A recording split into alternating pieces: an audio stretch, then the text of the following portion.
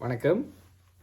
Mainly என்னென்ன மாதிரியான department கீழே என்னென்ன ஹைராக்கி இருக்கும் அப்படின்னு பார்க்கலாமே. நீங்கள் பார்த்தீங்கன்னா ஒரு ஷிப்போட ஓவரால் இன்சார்ஜாக ஷிப் கேப்டன் இருப்பாங்க. And then follow by 3 departments இருக்கும். Mainly deck department, engineering department and then catering department. Okay, deck டிபார்ட்மெண்ட்டோட ஹெட் தான் வந்துட்டு சீஃப் ஆஃபீஸர் சொல்லுவாங்க. Chief officer, then after that first officer, second officer, third officer. So இப்படி தான் ஒரு 4 ranks இருக்கும். அதே மாதிரி இன்ஜினியரிங் டிபார்ட்மெண்ட்டில் வந்துட்டு ஹெட்டாக சீஃப் இன்ஜினியர் இருப்பாங்க.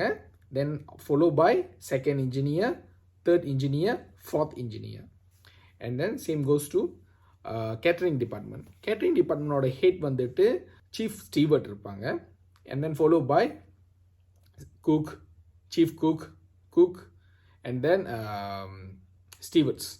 ஸோ இதுதான் அவங்களோட ஹைரக்கியாக இருக்கும். ஸோ இதுதான் மெயினாக மெரின் க்ரூவோட ஹைரக்கீஸ். அதர் தென் தட் இப்போ ஆஃப்ஷோர் வெசல்னால் வந்து ப்ராஜெக்ட் க்ரூ இருப்பாங்க. Project crew starting from operation superintendent and then இப்போ லெட்ஸ் சே டைவிங் வெசல் இருந்தால் diving superintendent and then field engineers, divers, dive tech and project டிபார்ட்மெண்ட்டில் இன்னும் நிறைய பொசிஷன்ஸ் இருக்குது. உதாரணத்துக்கு நார்மலி கார்கோ வெசல்ஸ், மர்ச்சன்ட் வெசல்ஸ்னு சொல்லுவாங்க. இந்த மாதிரி வெசலுக்கும் வந்துட்டு ஆஃப்ஷோர் வெசலுக்கும் கொஞ்சம் வித்தியாசம் இருக்கும். இப்போ ஆஃப்ஷோர் சம்மந்தப்பட்ட வெசலில் வந்துட்டு நார்மலி ப்ராஜெக்ட் டிபார்ட்மெண்ட் அடிஷ்னல் டிபார்ட்மெண்ட்டும் இருப்பாங்க.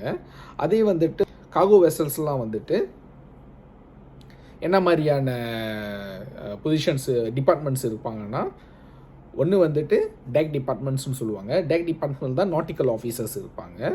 அடுத்தது வந்துட்டு இன்ஜினியரிங் டிபார்ட்மெண்ட், இன்ஜினியர்ஸ் இருக்கிற டிபார்ட்மெண்ட். மூணாவது வந்து கேட்டரிங் டிபார்ட்மெண்ட்.